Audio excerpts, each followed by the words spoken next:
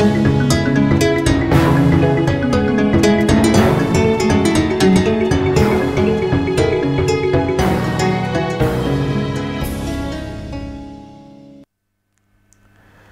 tuma b'a sɔrɔ nɛgɛ ɲɛmugan kelen dafara cɛbani an ka foli ni waliɲumandɔn bɛ aw ye aw minnu bɛ lajɛli la walasa kunnafoniw bɛ sɔrɔ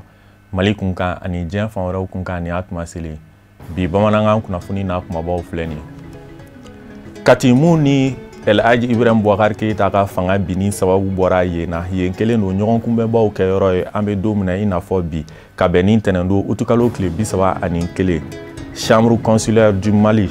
ani médecins fo ka taa bila bâtonniers la olu ni comité national pour le salut du peuple maaw ye ɲɔgɔn ye kɛ u ka ɲɔgɔn yew tun bɛ bolila fɛn mun kan o ye an ka jamana bɛ lahala mun na an bɛ don min na i n'a fɔ bi donta kawura kɛnɛ dɔ sigira sen kan k'a ɲɛsin kunnafonidilaw ma minnu ka kunnafonidi ɲɛsinnen don diinɛko kunkanko ma a kun de walasa u ka se k'u jɔyɔrɔ fa jatigɛwale hakilina kɛlɛliw ma nunu de aw ka bi bamanankan kunnafoni n'a kumabaw ye mun bɛna walawala aw ye sɔɔni kɔnɔna la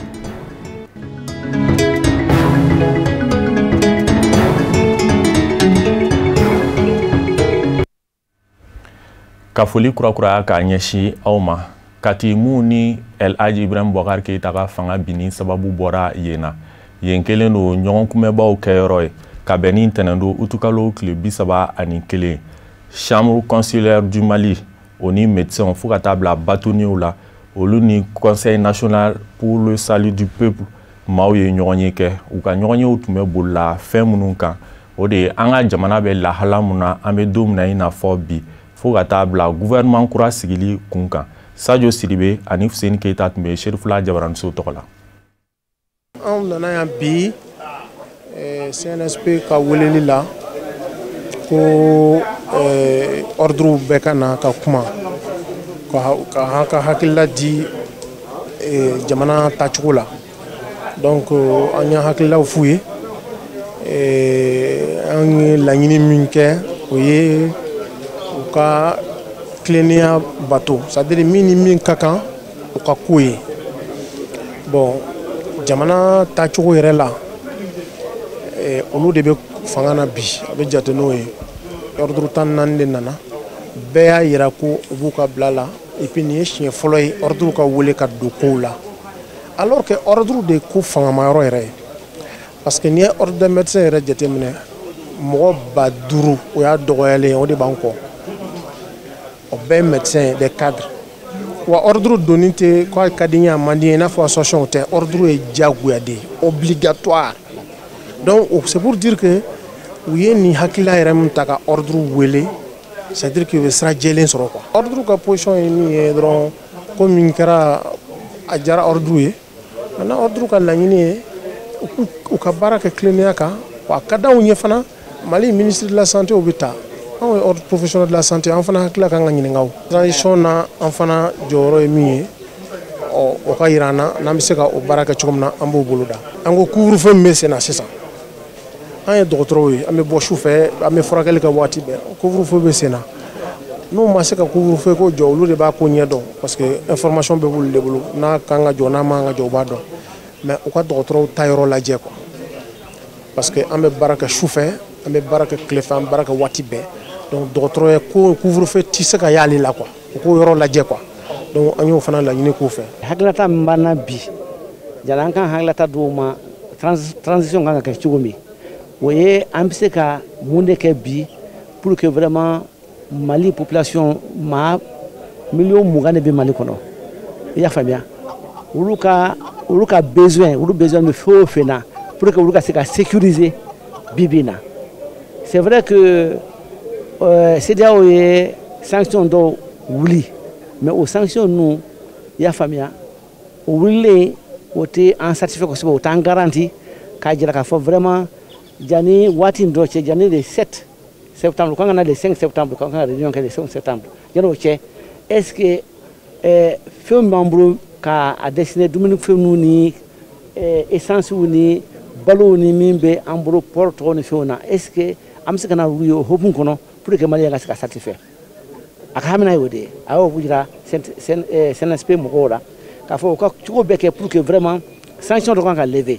o ye sanction jumɛn de ye bibi na c'est vrai que n'i b'a ka transaction monétaire ka wari ci ka taa yamɛ a bɛ se ka taa jamana kɔnɔ bɛɛ la mais dans l'espace CEDEAO et c'est au kɛ bi or a ka ca an ni ɲɔgɔn cɛ an ni CEDEAO mɔgɔw jamanaw ni ɲɔgɔn cɛ i y'a faamuya commerce fana b'an ni ɲɔgɔn cɛ an bɛ se ka fɛn dɔ san sisan Côte d'Ivoire k'a dɔ san ou bien Sénégal k'a charger ka na n'a ye yan mais o se ka kɛ f'i ka warijɛ de bila ka taga mais warijɛ ni o tɛ ka bila ka taa sisan donc o sanction kan ka wuli. Donta Kawura kɛnɛ dɔ sigira sen kan ka ɲɛsin kunnafonidilaw ma minnu ka kunnafonidi ɲɛsinin don diinɛ kow ma a kun de walasa u fana ka se k'u jɔyɔrɔ fa jatigɛ wale hakilinaw kɛlɛli ma an b'a ladɔnniya k'a fɔ kɛnɛ in yɛrɛ sigira ka bɛn ni septembre kalo tile fɔlɔ ye minisiriso la mun ɲɛsinin don diinɛ ko kunkanko ɲɛnabɔli ma a kɛnɛ kan Sirifula Jabaramuso tɔgɔ la Samayira Sanogo ani Abdoulaye Sogodogo tun bɛ yen. Ka sanga ni u ka kunkilennaw ye cakɛda min ka wulikajɔw ɲɛsinen bɛ jatigɛwale hakilinaw kɛlɛli ma o ye ni Donta Kawura kɛnɛ in boloda ka ɲɛsin maa ma minnu ka baara ye kunnafonidi ye walasa laɲini min bɛ kɛ o fɛ faamuya caman ka se ka sɔrɔ o la ani dɛmɛ ka sɔrɔ kunnafonidila ninnu yɔrɔ ka ɲɛsin olu ka kɛlɛ ma a ka ja mɔgɔ caman bɛ se ka u ka kuntala faamu cogo min na. Mali antenne nationale ni TNPS farala ɲɔgɔn kan bi sɔgɔmada in na mun kosɔn maa minnu ye radio kunnafonidila radio sow la n'o ye animateurs ye kɛrɛnkɛrɛnnenya maa minnu bɛ diinɛ émission animé silamɛya ani chrétienya kan ka se ka olu kunnafoni ka se ka olu ka niveau ka se ka a yakubaya dɔɔni sira kan dɔɔni min bɛ tali kɛ jatigɛwale kɛlɛli la an ka jamana kɔnɔ an b'a jigiya k'a fɔ bi tile fila baara min bɛna boloda u bɛna dɔnniya kura minnu sɔrɔ kɛrɛnkɛrɛnnenya jatigɛwale kan a bɛna kɛ sababu ye kosɛbɛ u k'an dɛmɛ nin ko in kɛlɛli la ka bɔ an ka jamana kɔnɔ ani sous-région jamana duuru in bɛɛ lajɛlen kɔnɔ G5 Sahel tɔgɔ la. Ni Donta Kawura kɛnɛ min sigila ne k'a ta ka ɲɛsin maa ma minnu ka baara ye kunnafonilaselaw ye kɛwale don min ni kɛli ka kan baw ni ko kunnafonidila o ye maa ye min jɔyɔrɔ ka bon kosɛbɛ jamana basumani na o de la baara ye ni dɛmɛni ka kan. Kunnafonidila n'ale kumana ale tɛna lase mɔgɔ kelen ma mais a bɛ se k'a lase mɔgɔ ba yirika de la donc ni olu y'a faamuya n'olu kumana siɲɛ kelen mɔgɔ caman bɛ yen olu bɛ se ka faamuyali sɔrɔ a la donc o de nana ni nin baara ye bi ani CELRAD national an ko nka an n'olu b'a baara kɛ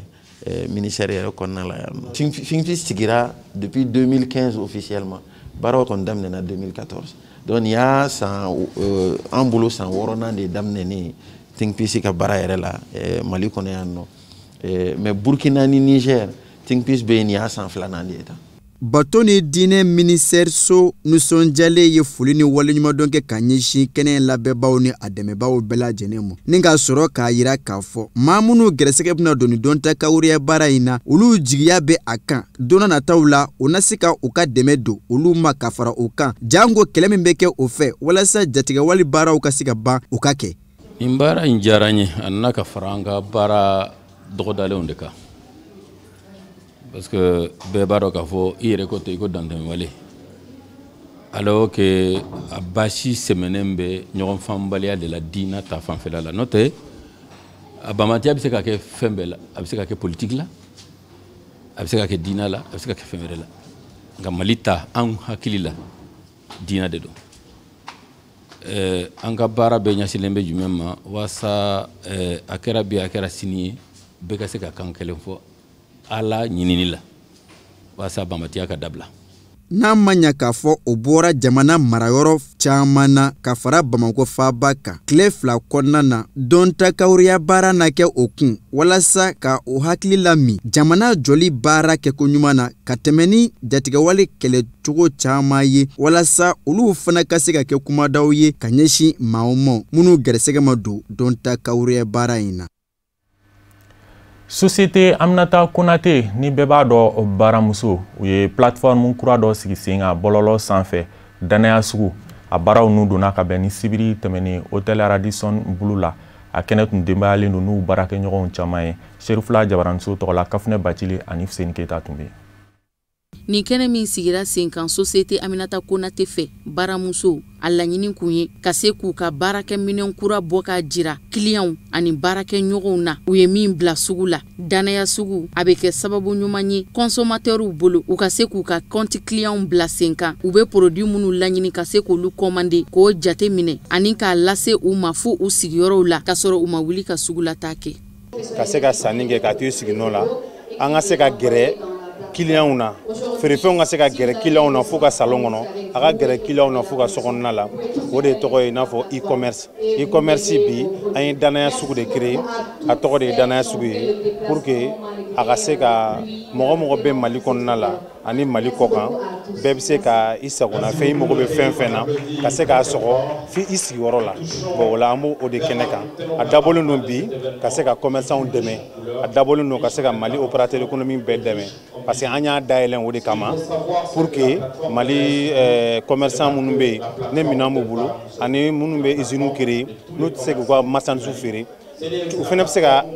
sugu sɔrɔ cogo min na u bɛ se k'u ka minɛnw feere Mali kɔnɔ ani Mali kɔkan na. Plateforme danaya sugu in sanfɛ ka kɛɲɛ ni bi tile subahana mansinw ye baramuso nafɛn dɔrɔn tɛ feere a sanfɛ a dabɔkun ye fɛn minnu bɛ dilan an yɛrɛw fɛ Mali kɔnɔ yan nɔ ka se ka olu de kɔrɔ don k'u don ba la fɛn wɛrɛw caman bɛ feere sugu in kan i n'a fɔ komi dala dumunifɛnw cɛɲa ni sanga ni masirifɛnw kɛnɛya ko bi tile subahana mansin ko aw ka sokɔnɔna parlikɛminɛw biro kɔnɔnaw smartphone ani tabletiw walasa ka se ka danaya sugu lasɔrɔ musaka bɔ t'a la u ka carton kelen Mali jamana fan 14 bɛɛ lajɛlen kɔnɔ o lase sara ye sefa wari 100 ye wa k'aw ka commande doni k'a lase aw sigiyɔrɔw la a bɛ kɛ wagati kuntagala surun kɔnɔ a bɛ sɔrɔ ni téléphone ye i ka ordinateur ni WhatsApp b'i kun i mago bɛ minɛn na hali ni WhatsApp t'i kun hali ni téléphone Android t'i bolo i bɛ weleli kɛ i mago bɛ fɛn na u bɛna ka n'a d'i ma f'i sigiyɔrɔ la Mali fan bɛɛ livraison ye dɔrɔmɛ 100 dɔrɔn de an k'an jija an yɛrɛ ka ko la parce que nin ye made in Mali ye 100% maliyɛnw de y'a dilan a dilanna maliyɛnw de kama a sigira maliyɛnw de fɛnɛ kama bon hukumu kɔnɔna la an b'a ɲini maliyɛn bɛɛ lajɛlen fɛ u k'u jija Mali tɛ bɔ nɔgɔ la ni anw yɛrɛ tɛ Mali se ka bɔ nɔgɔ la cogo si la ni an ma ba dɔn an yɛrɛ ka fɛnw na Mali se ka bɔ nɔgɔ la cogo si fo maliyɛnw yɛrɛ k'u cɛsiri bamananw ɲuman na a ye n dɛmɛ ka n ka wara fa o ka sɔrɔ wara bɛ Mali maliyɛn jeunes yɛrɛ a kunkolo b'olu bolo quoi bon hukumu kɔnɔna la sisan an b'a ɲini Mali jeunes fɛ ka ɲini population fɛ ka ɲini maliyɛn bɛɛ fɛ Mali bɛ dingɛ min kɔnɔ bi ka Mali bɔ dingɛ kɔnɔ o de fɛn bɛ diɲɛ jamana wɛrɛ an ka fadenya k'a bɛɛ k'anw yɛrɛ fɛ yan o la don min ni datuguna an da la i b'a sɔrɔ an mago bɛ fɛn na an bɛ se k'a sɔrɔ anw yɛrɛ bara walasa ka se ka kɔgɔ kɛ kɛnɛ in n'an tɔ bɛɛ lajɛlen na seko ni dɔnko binakun kan Mali jamana kɔnɔden artiste Sifinaka Fatimu Jabate ale ye nabaga bɛɛ lajɛlen na nisɔndiya ni dɔnkili dumanw dali ye plateforme danaya sugu ka dengudi kɛnɛ ka sɔrɔ ka kuncɛ ni surafana to dun ye min dira baarakɛɲɔgɔnw ni clientw ma groupe Aminata Konate fɛ El Hadji Ibrahim Boubacar Keita ka fanga binnen kɔfɛ CEDEAO ye Mali ɲangi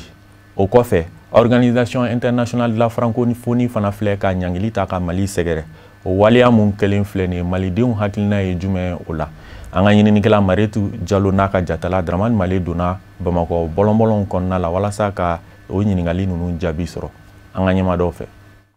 wulikajɔw kɛlen walasa ka président Ibrahim Boubacar Keita ka fanga dafiri CEDEAO ye ɲangili dɔw ta ka ɲɛsin an ka jamana ma o tɛmɛnen kɔ ka bɔ yen OIF Organisation internationale de la francophonie olu fɛnɛ ye Mali ɲangi nka o ko kelen don jamanadenw ko u b'u cɛsiri ni ka u jɔyɔrɔ fa Mali kura jɔli la ɲani baɲumankɛtɔnw ani OIF ni a ɲɔgɔnnaw u ka tila u ka ɲangini na OIF ka décision ye olu ye décision ye ni jamana fɛn ni coup d'état kɛra ou bien n'a ɲagamina cogo dɔ la diɲɛ senko la u bɛ décision ta jamana kama mais moi je pense que o décision ye a bɛ tɛmɛ quoi a bɛ tɛmɛ ko tɛ ko min bɛ to an kunna an ka minɛ ni hakili ɲuman ye dɔrɔn wagati la ko don a bɛ tɛmɛ mais ni an yɛrɛ fana ye k'an kɛcogoyaw dɔn surtout bi taabolo minnu bɛ yen éducation fan fɛ surtout o bɛ yen incivisme bɛ dugu la donc na an ye olu bɛɛ jate minɛ yani OIF ka décision ye ka wuli ni anw yɛrɛ ɲɛna fɔlɔ a bɛ ɲɛ o mais hali ni o tora la ni anw yɛrɛ ma ɲɛ a bɛ tiɲɛ an bolo a ti ɲɛ o d'abord Mali bɛ jɛkulu dɔ de kɔnɔna na ya bon coup d'état ni fɛn ninnu mana kɛ bon on va essayer qu'en suspend puisque on va faut que o tɛ charia kɔnɔ ya donc o suspension ye OUF ka abu ka tagabolo la quoi mais an maliyɛnw de kan ka jɛn k'an bolo fara ka jɛn ka baara kɛ ɲɔgɔn fɛ walasa a tɔgɔ ye de ni suspension bɛ se ka wuli cogoya min na ya problème bɛ Mali kɔnɔ yan foyi tɛ se ka dilan ni maliyɛnw yɛrɛ tɛ an maliyɛnw de bɛ se ka dilan bon OUF ka décision y'a ka décision ye anw de b'a lajɛ ka jɛn ka fara ɲɔgɔn kan ka baara kɛ walasa ni suspension bɛ se ka wuli cogoya min na. N'a ma ɲɛ ko an ye dɔ bɔ yen an k'a lajɛ mun bɛ ɲɛ n'o ye Mali sira ye ka Mali danbe k'a lasegin Mali ma pour que Mali bɛ se ka taa ɲɛ cogo min na. Ne bolo a man ka mɛn parce que u mago b'an na ko dɔw la donc an fana mago b'u la ko dɔw la donc ni u mago sera a ma n b'a dɔn u b'a wuli ka bɔ yen. O sera ka Mali suspend a la bon ne yɛrɛ bolo nin man ka maliyɛnw tɔɔrɔ parce que a tɛ digi maliyɛnw dɔrɔn na a bɛ digi an bɛɛ lajɛlen de la parce que an bɛɛ sirilen don ɲɔgɔn na an ka sɔrɔw gulonnen don ɲɔgɔn na mais ne kɔni hakilinata ye min ye halisa u ka ko in lajɛ ni hakili ye ne anw ma français fɔ bele a tɛ digi anw na a ka di anw yɛrɛ ye an ka bɔ français bolo kan moi personnellement ne yɛrɛ ne se yɛrɛ kɛ ne ye bi an tɛ si français bolo kan an bɛ se ka langue wɔɔrɔ fɔ i n'a fɔ arabu bɛ yen anglais bɛ yen chinois bɛ yen hali an yɛrɛ ka kan go an bɛ se ka go kalan mais ne an banna an yɛrɛ la ko fɔ tubabu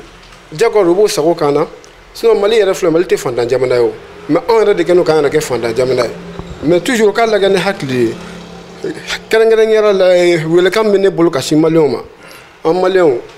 an ka ɲɔgɔn minɛ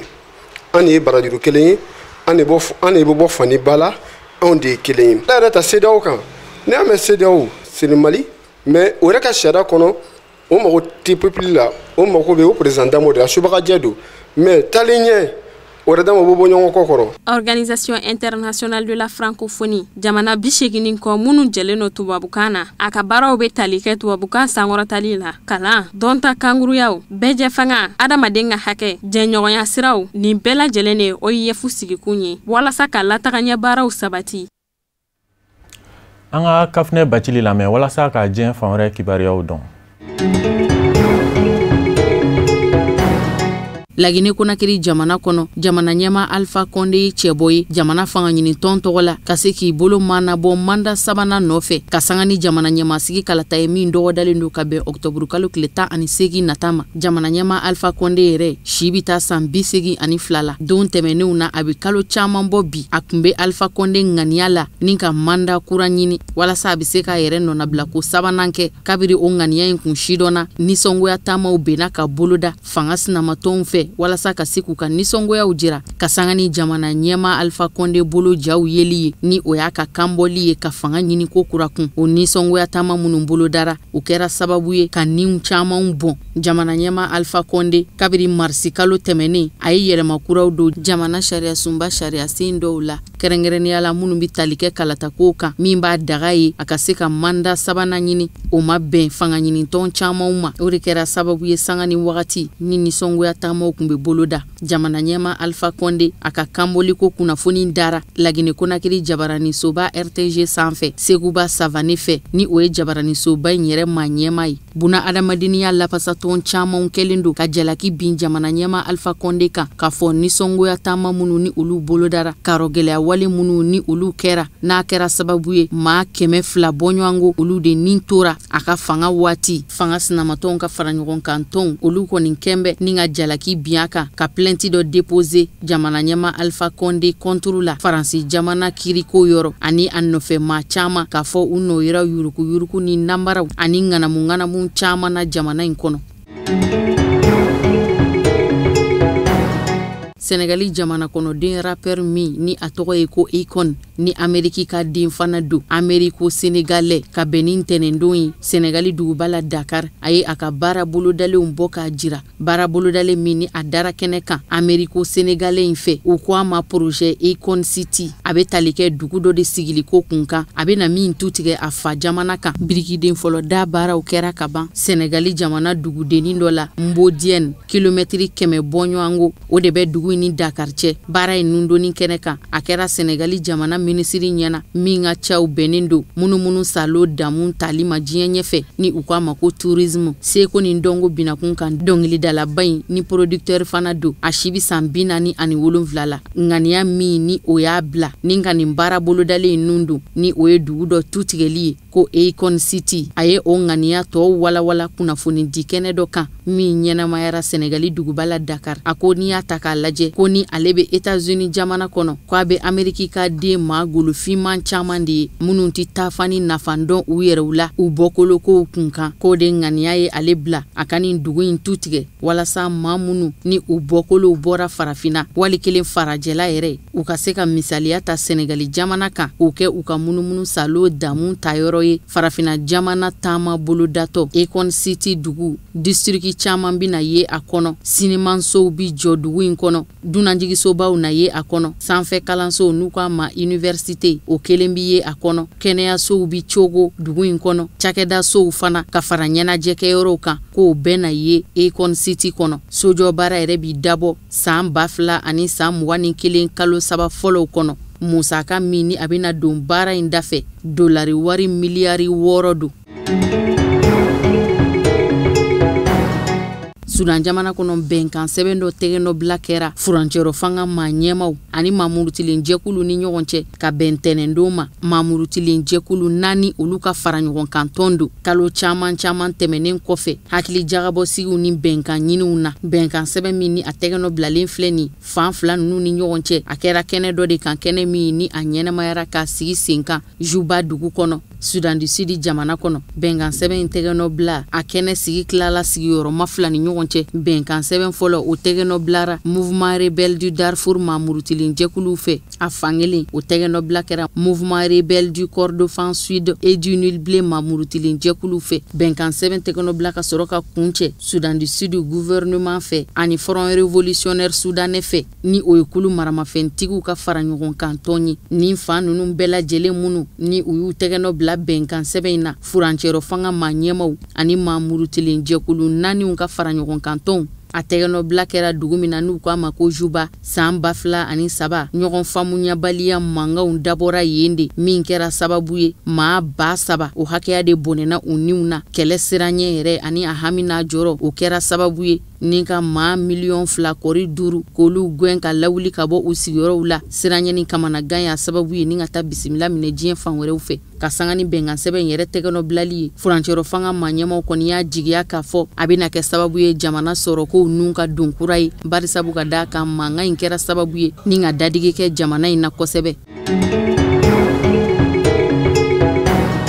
Algérie jamana kɔnɔ kunnafoni dilaw bɛ nisɔngoya taama jira la k'a laɲini u tɔɲɔgɔnkɛ min ni o minɛna kiri fɛ Khaled Darareri k'a ka se ka labila nisɔngoya taamaw tɛ ka kɔtigɛ a bɛ dɔgɔkun 2 bɔ bi nisɔngoya taamakɛla ninnu kɔni bɛ ka laɲini de u jɛɲɔgɔnkɛ ani u baarakɛ ɲɔgɔn ni o ye Khaled Darareri ye a ka se ka labila ka bɔ kiri ka bolo kan o min ni ɲangili bere dara kun san 3 kaso nisɔngoya taamakɛla murutilen ninnu ka bɔli sen fɛ a bɛ taa se maa 200 ma minnu ni olu ye ɲɔgɔn kunbɛ Alger dugu bɔlɔn furancɛw la walasa ka se k'u ka kelenɲɔgɔnya ani jɛɲɔgɔnya waleya jira u baarakɛ ɲɔgɔn ni u jɛɲɔgɔnkɛ la o min ni kiri wulila nɔfɛ ni ka san 3 kaso ɲangili bere da kun ka sababu kɛ jamana ɲɛmaw ye a ɲangi ko a nɔyelen na kɛ maaw murutili la ani ko a ye dangari kɛ jamana yɛrɛ la Reporters sans frontières kɔni ye u ka nisɔngoyaw jira k'a laɲini kunnafonidila in bɛ se ka bila cogo min diɲɛ selekena ni binakun yɛrɛ kan kunnafonidilaw bɛ ka cɛsiri baaraw kɛ kunnafoni sɔrɔ sira kura ye réseau sanfɛ k'a laɲini u baarakɛ ɲɔgɔn Khaled Darareri ka se ka labila cogo min ka bɔ kiri ka bolo kan Algérie jamana kɔnɔ kalo laban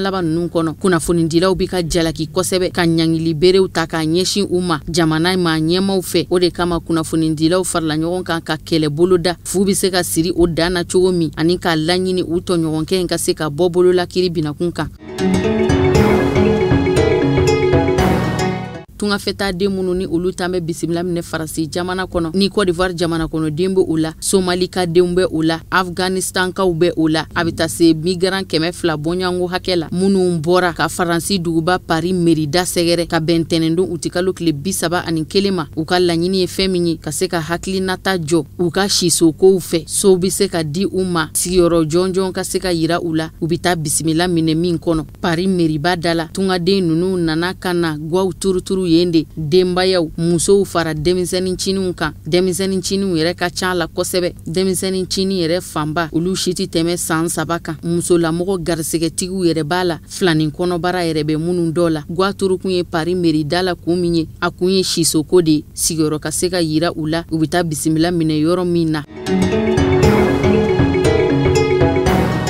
États-Unis jamana kɔnɔ jamana ɲɛma Donald Trump ye taama kɛ ka ɲɛsin Wisconsin ma nisɔngoya taama bolodara dugu min kɔnɔ ni polisilakaw ni taamadenw karila ɲɔgɔn na n'a kasara bonyana n'o yɛrɛ kɛra sababu ye ka ɲuguɲugu caman lawuli ni ɲagaɲaga ye jamana ɲɛma Donald Trump ka taama in senfɛ a ma sɔn ani Jacob Blake somɔgɔw ka sigi l'Amérique jamana kɔnɔden maa golofinma min nisɔngoya taamaw senfɛ ni polisilaka maa golo jɛman dɔ ye mugujugu wili ko caman kɛ a la n'a ka joginin daw juguya kosɛbɛ Wisconsin kɔnɔ nisɔngoya taamaw senfɛ jamana ɲɛma Donald Trump kɔni ka bɔli dɔ la ka dantigɛli kɛ a y'a jira k'a fɔ polisilakaw ka karɔgɛlɛya waleya in ko a ma bɛn ka bɛn ni tarata septembre kalo tile fɔlɔ kɔni jamana ɲɛma Donald Trump makɔnɔnen don Wisconsin kɔnɔ a bɛra ta jamana ɲɛmasigi kalata minnu ni olu dɔgɔdalen don Amérique jamana kɔnɔ jamana ɲɛma Donald Trump ani démocratiw ka cɛbɔ Joe Biden min kɔgɔ bɛna da ɲɔgɔn kɔ a la o kɔni y'i boloden ŋɔni ɲɛsin ka jalaki bin Donald Trump kan k'a fɔ karɔgɛlɛya waleya minnu ni o bolodalen filɛ ni mugujugu wulila maa golo finman dɔ la polisilaka maa golo jɛman fɛ Joe Biden ka yecogo la a kɛlen do ka jalaki bin jamana ɲɛma Donald Trump de kan k'a fɔ ko waleya in jubaju bɔra ale de la.